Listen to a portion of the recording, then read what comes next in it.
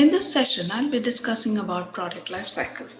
When a product idea is commercialized by a company, the product enters the market and competes with the existing products to secure maximum share of consumer income. The company wants the product to enjoy a long and happy life and earn a good profit to cover all the efforts and risks which a company has put into it. However, like human beings, every product has a lifespan. At the entry to which it is the last stage is decline. It is dead in terms of its capacity to generate sales and profits on account of its perishable distinctiveness. Hence, products too have their childhood, adolescence, youth, and old age. The life cycle in human beings, when applied to products, it is termed as product life cycle. The term product life cycle refers to the length of time a product is introduced to consumers into the market until it's removed from the shelves of the market. The life cycle of a product is divided into four stages: introduction stage, growth, maturity, and decline stage. This concept is used by management and by marketing professionals as a factor in deciding when it is appropriate to increase advertising expenses, reduce the price of the product, expand into new markets, or redesign the packaging. The process of strategizing ways to continuously support and maintain a product is called product lifecycle management. Product life cycle has been defined as the stages through which the individual products develop over a period of time is known as product life cycle. This concept is derived from the fact that given products volume and revenue follow a typical pattern of four phases cycle. This life cycle is the representative fact of the existence of every product. If we plot a graph of sales volume versus time for a product, generally the PLC, that is product life cycle, represents a bell shaped or S shaped curve. So it is a series of strategies used by business management as a product goes through its life cycle. The conditions in which a product is sold changes over time and must be managed. So therefore, PLC is an attempt to recognize distinct stages in the sales and the history of the product. So therefore, there are three essential elements to understand the PLC concept. Products move through the cycle of introduction, growth, maturity, saturation, and decline stage. Both sales volume and unit profits rise correspondingly after maturity stage. However, during the maturity stage, volume rises but until the profit falls. So let's understand this concept with the graph. So this graph is important for you to plot it in your examination as well as to explain the concept on product life cycle. As mentioned, product life cycle has four stages: introduction, growth, maturity, and decline. And the curve is in a bell-shaped curve. So which represents, so we have on the X and Y axis time and sales volume. So these are the four stages which a product moves through its life stage. So here you will understand every stage in detail and why the curves are so different with respect to both sales and profit as well as the time period in which the product moves through. So the four stages that a product life is: introduction, growth, maturity, and decline. There are certain assumptions on which this concept is based. Not all products introduced in the market essentially pass through all the stages of PLC. It is just possible that the product might travel to the first and second stage. Maybe immediately after the second stage, it is dropped out of the market too. There is no definite line of demarcation between one and the subsequent stage.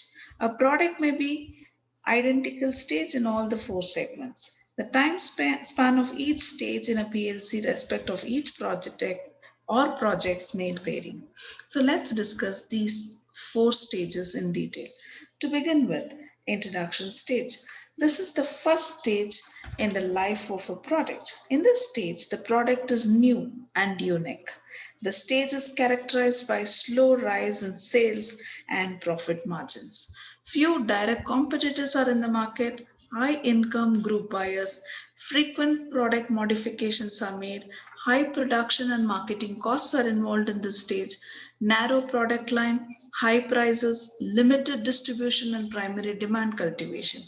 Promotional expenses in these stages are very high to sales as there is need to inform potential consumers of a new product and unknown product, induce trial of products and secure distribution in retail outlets. So occurs this stage occurs when the product enters the market for the first time. So you have to spend more on creating consumer awareness, getting customers to try out your new products. Millions of dollars are spent to educate consumers. Example, you can take in those days to launch a music system or a cassette tape, they used to advertise in the newspapers because the product was altogether new in the market. Like how today you have so many music options, like you have your mobile phones which can be used for your music listening process, and in that listening process you have several brands which is offering you mp3 series to various solutions to music system. So when you're introducing a concept, you need to spend a lot on advertisement. This is how a traditional advertisement used to be done during the introduction stage. Growth stage. In this stage, the product achieves considerable and widespread approval in the market. Sales starts climbing substantially. The number of competitors increase. High income group buyers continue to buy, and now middle income group also contribute to the sales. The increase in competitors leads to increase in distribution outlets. Price remains same or fall only slightly insofar as demand is increasing. Profit increases as promotion costs are overspread, large volume and unit manufacturing cost. So this is one of the most crucial stage for marketers as the product will either catch or fail. If a product is removed from market before it has recovered the cost, this is called a bust. So therefore the growth stage makes the products to get yield to the company. The next stage is maturity stage. The maturity of a product is reflected in terms of its capacity to face competition. Sales rise but at a decreasing rate. Profit margins, however, decline. The product covers market. New product models oriented towards style becomes an annual phenomenon. There is further softening of product price and shrinkage in dealer margin and profits. As a consequence, dealers simplify product line, market segmentation, trade discounts, and brand loyalty becomes important of companies' marketing strategy. So in maturity stage, you have large number of customers. Many companies are competing with each other. Customers have difficulty in identifying the differences among brands, and promotion of brand name, package, specific image, and price is crucial at this stage. Profits usually fall even though sales may rise. Examples are cars, personal care products, regularly or fast moving consumer products for which we do not give much thought to purchase.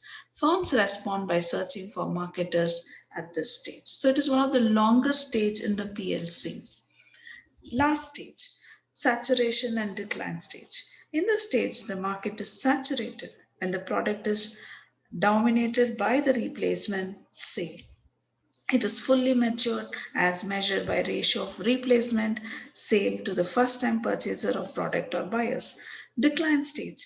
The product loses its distinctiveness, that is uniqueness, and dies out in terms of both sales and profit margins. The decline in sale is permanent and product travels back to the core market. Product line gets narrow and primary due to the begin of with the process softening with the concept relating to the death of a product. Sales are declining, profits continue to decline, competitors, large numbers with no one having the advantage. Products, either you should remove it or it's naturally going to die. Keep the product, phase out gradually, or product should be dropped immediately. So these are the four stages in which a product passes through. So let's sum up with understanding the key features in every stage. In introduction stage, it involves high investment and the sales are very low, profits are low, and the competition is also very few players in the market, or there are no competitors at all. The next stage is growth. Investment continues to rise, sales also increases, which generates huge profit to the company, and the competition gets tougher. Maturity stage, the company do not invest high, so there is low investment. Sales are at its peak, profit is also at peak, and the competition is not less. It's severe competition. The last stage, decline, there is no more investment to be made by the company. Sales are zero or low, and the competition are there, but gradually everybody is fading away from the market. So these are the strategies which company can think of in this every stage. When it comes to the introduction stage, offer a basic product. In the growth stage, offer product with variants or extension. Maturity stage, diversify the brand and models. And the last stage is phase out or remove the products. Pricing strategy in introduction, use cost plus pricing. In growth, price to penetrate the market. During maturity stage, match with your competitors. Decline stage, reduce the price. Distribution. What do you do with introduction stage? Build a selective distribution strategy. In growth stage, have an intensive distribution strategy. Maturity, build more intensive distribution. Last stage, be selective. And advertising, in the first stage of introduction, you're going to create much awareness, so you're going to spend more on advertisement. During growth, you're going to create awareness and interest and focus on mass marketing. Maturity stage, you stress how unique is your brand and its benefits. In the decline stage, you reduce your advertisement costs completely, and there is no concept of making further advertisement because the product is reached to its death stage. Sales promotion. In the introduction stage, use heavy sales promotion to enhance and give free trials. During growth stage, reduce to take the advantage of high consumer demand.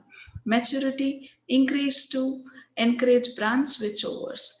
Decline stage, reduce to minimum level. So therefore, product life cycle stages is important to understand how the product moves on from one stage to the last stage. It helps the company to decide about pricing, sales promotion, as well as decision making. Hope this session would have helped you to learn the basics of product life cycle. Thank you all.